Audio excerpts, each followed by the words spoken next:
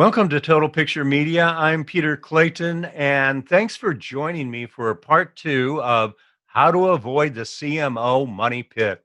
If you've not done so already, I recommend you watch part one titled The Setup, Finding the Unicorn, before you watch this video. I'll take you inside the search, the hire, and the results of VanillaSoft's Chief Marketing Officer search. Part two is titled The Hire, the Fit, the Results, and features the principals of Perry-Martel International, David Perry and Anita Martel, and the unicorn, the rainmaker, the rock star, Daryl Prail. Enjoy. I've been recruited numerous times with multiple jobs, and I've had the opportunity to be exposed to multiple processes along the way. Often what they're trying to do is trying to match a skill set with a need, and they're viewing it from the point of view solely of the employer, which makes sense since they're paying the bills, and they want to protect themselves to make sure they present a good candidate, that they look credible, and that they don't have to worry about the candidate leaving and them having to backfill, a warranty that may be provided as part of their services. I get that. They have a business to run. It's all about, margins. They do it right, and life is good. The difference between what I've experienced before and David and his process is multiple. One, he is far more candid and straight shooting with you as the prospect, the candidate, than any other recruiter I've been with before.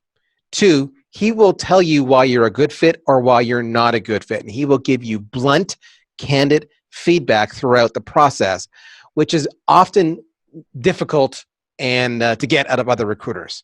They tend to protect the employer and share little with you. Three, he will coach you on the questions that you need to ask because he understands how you're motivated. So he gets into your head as far as what you prioritize in life and what it is that you want out of a job. Because he understands it's more than just matching a job description with the candidate who can fill it. He understands that the company, the employer, and the prospect, the candidate, need to have a cultural fit, need to have a meeting of the ways when it comes to their integrity and how their work style is. David Hood, who's the CEO of VanillaSoft, and the team around him all said that they wanted someone that was going to challenge them, really challenge them. Remember that? Really challenge them. So what's the first thing Prail does when he comes to a quote-unquote interview? It was another business meeting for him. He asked those three questions. He drilled right down to get at the answers. He was satisfied, and then he turned and let us do our meeting. That's when I knew. That's when I knew he was going to take it seriously, and that's when I knew we had the right guy. The other part that I really like about David is that he tells you what you need to do to make this opportunity work, which means he'll be forthright with you on, shall we say, the weaknesses or the challenges the employer is experiencing and where they really need your soft skills, not just your hard skills that are on a resume, but your soft skills specifically. So that was incredible. When it comes to the actual process, it was the most thorough vetting I've ever gone through. Whilst I initially said I wasn't interested, and then I went out of obligation because I trust David, and then I had interest, and then I wanted the job, and then I had to slow down because he goes through a very intentional process. Much of that is out of the sight of the candidate, out of me, because he's working with the employer, getting all the stakeholders aligned, making sure expectations are managed, if not, dealing with the employer so they have their house affairs in order. He does communicate that to you, but that does also affect the schedule and the process. So you know what's going on, but sometimes you have to trust them. He's always right. He's never misled me. His advice he shares on where the strengths and the weaknesses are and any opportunity have always proven to be right, not just in the moment, but 3 months, 6 months, a year down the road, you can look back and say, yep, that was right. And that's what, and now I really see why I was the right candidate versus somebody else for this opportunity. The part I found most challenging, candidly, was part of the due diligence. When you've gone through the whole interview process and you've made the connections and everybody agrees that you're the right fit, the process doesn't end there. Doing additional testing like emotional testing and everything else to make sure you're going to be a cultural fit. So he can manage the expectations with the employer on how to properly manage the candidate so the candidate will succeed and go above and beyond is, I can say in retrospect, excellent. But at that moment in time, very frustrating because you just want to move on and you want to get the deal done. And instead, he focuses on making sure there are no surprises for all parties. So I like to think of him as, part matchmaker and part counselor. But the counselor part is the secret to his success. The beauty is he's got it in a defined process. It's documented. He shares it with all parties. They're all looking at the same thing. So everybody on both sides of the equation know exactly what's going on, know exactly where you are in the process, and know exactly what the next step is. So it's repeatable for him, which is great, but there are no surprises for either side, the employer or the candidate. One of the observations Daryl makes in his interview is that, quote, skills are transferable, fit is very specific, which is something we've been talking about in this series. So how do you assess a candidate's fit? You had talked about doing emotional profiles on people, because although someone may check all of the qualification boxes, in reality, it won't work. So how do you ensure that the employer and the candidates have those really hard conversations that get to emotional intelligence and get to the culture of an organization to assess the fit? Technically, I'll do the emotional intelligence assessment. It'll be with the finalist. And basically, emotional intelligence is how somebody interacts with their environment. So we see from that, the assessment is used for leadership qualities and for development, and that helps that way. But to look at the fit, we will, like I said in the interviews, I'm watching everybody during the interview, and I'm looking at the different interactions and the nonverbal cues that are coming out. At the end of every interview, after the candidate leaves, we debrief with the client. And that's when I'll call them on certain things that I've seen, that I've observed. And then we'll talk about it. And things come out there. So we get information that way. There's also the same thing that happens after with the candidate. After the interview, we'll call up the candidate, and then again, I'll call them on certain things that I've noticed. But this finalist really, one of the big things that we encourage clients to do, we get them to go out to lunch or dinner together, even with their families, bringing their wives, to see how everybody mingles and gets along. It puts down everybody's guard. It's a social gathering. And that really brings out that nonverbal sixth sense that people have, whether or not they're going to get along with somebody or not. In our particular hiring process, I would say there's more emphasis put on the fit aspects than even the hard skills, by far. Now, that could have been a byproduct of VanillaSoft and the leadership with the CEO and how he led his company. That could have been David. My suspicion is it's both, because I think David understands that you can have the skills, but if you don't have the fit, then people are not going to be happy. Skills are transferable. Fit is very specific. So that process, to your point, was interesting. He did it not just in the standardized testing processes, again, perhaps around, emotional fits, but also one-on-one. So case study in point. During the initial rounds of interviews, apparently I was the candidate of choice of all participants involved in the decision-making process. And then the second or third interview in, one of the people who had really liked me initially, decided I had said or done something that made them second guess me as a candidate. And that was a surprise to David, as well as other stakeholders in the decision-making process. So they had two choices, right? They could have kept on going, or they could have, explored it. And they did the latter. They explored it. And then what they decided to do was to have that individual and I go off one-on-one in a conversation to physically see, were we going to get along? What was the root cause of the disconnect? And that was phenomenal. What we realized very quickly in this case was the individual said, Daryl, I'm going to travel a lot with you as we, do our thing, and we're going to be stuck in airports often. Are you an individual that I can be stuck in an airport with? That's what I wasn't clear on. So once we realized we had a lot in common and we could hang out together, that's not a skill thing. That's do we get along, because he and I were both responsible for revenue. Then it was good. Now, you would think it would end there. Okay, the one objecting individual has no longer concern. No, it happened again. Once everybody said I was the guy, then the CEO and I went out for a meal to break bread, have a coffee, whereupon he put on the table his concerns and asked me to do the exact same thing. So we knew before the process began expectations and concerns, and we had a game plan to make sure that both parties were able to go into the job with milestones and deliverables and outcomes and, shall we say, permissions and how to interact with one another before the process ever began. So there was multiple times along the way where the soft skills were dealt with, but what was consistent from start to finish was that David was there warning me, telling me, counseling me, and I knew he was doing the same thing for them. So he truly is a matchmaker when it comes to personalities, which is, I think, the difference between what David does and what so many other recruiters do. They focus on, do they have the hard skills as this match? Yes, he does that. But he also looks at, are the soft skills there? And then he has standardized testing to ensure the soft skills are there and it's not open to interpretation. So I think just the small thing that Dave has more or less alluded to is that we see them as people. They're not transactions.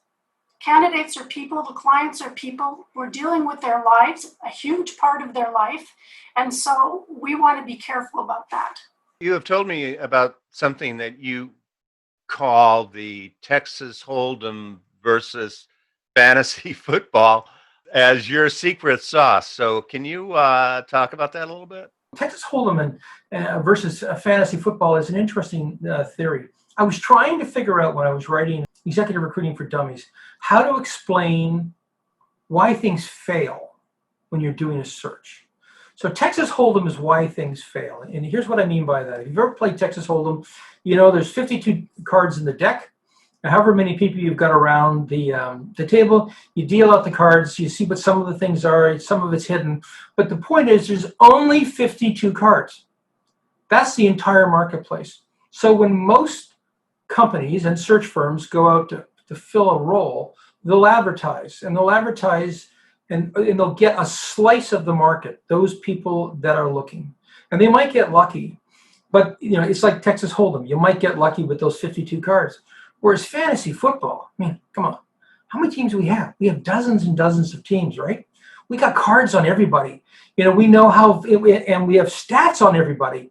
So if you look at if you look at your search like fantasy football, where you've got a limitless supply, so you go after everybody, not just the people that are looking, but you go after the entire market. It's like fantasy football. And with LinkedIn, you can look up someone's record.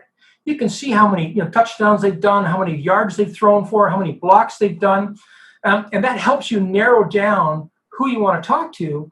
And you can look at the back of the card, find out a little bit more about them, so that when you pick up the phone for the first time, you actually know who you're talking to. It's not just a name and a number in the next dial. You're actually called that person on purpose with the purpose of talking to them about an opportunity. So that's fantasy football. Anita, you were talking about this, that you actually get involved for the first 2, 3, 4 months in the whole onboarding process. Why do you do that, and why is that important? Like I said before, it's a difficult time for anybody to start a new job. It's not so much on the technical side that we get involved, it's more on that fit side. We want to have success in this search. We want the person to be comfortable, the company to be completely satisfied with the person that they've hired. It's important to do that. By the time you get to the end of our process, what you have is you started with a complete stranger who's now enthusiastically on board. They've done their candidate presentation to the entire search committee. They've said, here's what you said is important. Here's how I'm going to handle that. This is my first 30, 60, 90 days. Are we on the same page? If not, where do we need to adjust? So that there's no wasted time. They don't, come on board on a Monday and then spend 2 to 3 or 4 weeks or 6 weeks getting to know the place. No, they have a tactical battle plan. They got a roadmap, and they're good to go.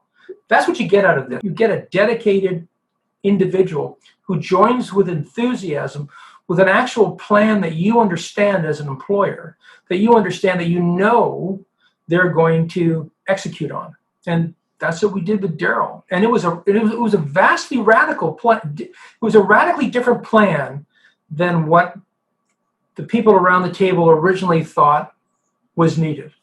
In fact, the term sales engagement was not a term that was used anywhere in the industry until Daryl came in about month number 2 and said, we're in the sales engagement business. We're not in this business where we've been competing. We're in the sales engagement business. And this is what this means. And here's how we're going to position our company. I tell people the reason I'm having so much fun at VanillaSoft is because my colleagues and I are so much alike. We just get each other. So therefore we're allowed to do our jobs and we trust each other, but we hold each other accountable to outcomes. In other words, we're aligned on the philosophy and the metrics and how we approach our day-to-day activities. Was that an accident? No. We all know that this was put together very intentionally by David Perry in consultation with what he was told the employer, VanillaSoft, needed, along with his observations of the stakeholders and his ability to intuit what they needed, even though they might not have expressed it. This transition for me, from having my own company to be backing to work for somebody, could have gone off the rails quickly. It's been flawless because we are all aligned. And I look at that started the day David Perry got involved. So Daryl has been with VanillaSoft now for almost 3.5 years, and he was recently promoted to Chief Revenue Officer. So tell us a little bit about the story of what has transpired at VanillaSoft since Daryl joined the team. I can tell you that sales SQLs, sales qualified leads, are up by a multiple of, I believe, 6. And MQLs, marketing qualified leads, are up by a very similar number. So the volume of business has more than beat their expectations. A lot of people that we looked at when we were hiring for this role were VPs of marketings and CMOs that were coming in from software-related businesses, but a lot of them telemarketing businesses. And what Daryl has been able to do is not just increase the number of touch points and calls going out, but actually increase the volume of queries that have come in, asking more questions and asking to try the software. So that's been the biggest major change. It's gone from an outbound, primarily outbound sales organization to an inbound sales and marketing organization. In my first calendar year of employment, I was able to quadruple the actual lead flow from historical track record of the company. Quadruple it. Now, you can't quadruple that just because I'm a rock star. I may be good at my job, but I need to be given an environment. I need to be given the budget. I need to be given the permissions to do what I say needs to be done. I had that. David Perry made sure that I had that when he matched me up with the CEO. He knew what I needed, and he knew what the role needed. That was huge. That was just quadrupling it. I can look at silly things like social media engagement. The last 6 months versus a year ago, the last 6 months, social engagement for VanillaSoft alone has increased over 600%. Right? We look at our website traffic just on our blogs alone, same time frame, has grown almost 100%. I was out for a meeting with a client this morning, and he says to me, he goes, "You guys went from being nowhere to being everywhere." I've managed personally to be coined the hardest working marketer in high tech by a number of people online, but that's not true. All that is just me doing my job, and because the leadership of VanillaSoft have a hot product and have allowed us to do what we need to do to get the job done. So what I find so amazing here is this is a really important thing that David Perry's going to pick up on. The leadership team here knew they needed marketing, but they didn't know how to do the job. That's why they needed to go hire somebody. David Perry was able to hook up the right individual for the right opportunity such that I was able to do what I'm good at doing, and the rest of the leadership team here and the investors were able to reflect back and say, "We don't know how you did it, but we're glad you did it." And the reality was, I tell them, the only reason I was able to do it is because you gave me the bandwidth to do it. Okay, so you have two sides there working together. Who brought those two sides together? That was David Perry, all right? And he did it because he was able to communicate, manage expectations, make sure everybody knew what the expectations were, and that the personalities fit. When David, who had hired us at VanillaSoft, we were complete strangers. I had given him a copy of Hiring Greatness, How to Recruit Your Dream Team and Crush the Competition. And I had given him a copy of Executive Recruiting for Dummies. And he had read them by the time we showed up for our first one-on-one tete-a-tete with the group. And he was asking questions out of the book. And where's that question coming from? It took me about 15 minutes to realize, you read the book? He goes, absolutely. So he followed us. A lot of them did. They followed us step by step through the process. And that's why we did it. It makes it easier for everybody to trust each other, that we're doing the right thing. And it's safe. It's safe for the company. And it's very grounding. They know where everything's at. They're still in control. They haven't lost touch of the process. It's good for them. Yeah, we took everything out of the black box, right? The smoke and mirrors is gone. The black box disappeared ages ago. Put everything on the table, and we did it because Wiley asked us to do the book, and they asked us to do the book because at the time, I don't remember how many searches we had done, but now 32 years later, we're over 1,500 searches. We've replaced 6 people in 32 years. If Perry wanted me to say something else as he reviews this, and he wanted me to comment on his tall stature or his slender physique or his very viable heart that doesn't have any issues at all.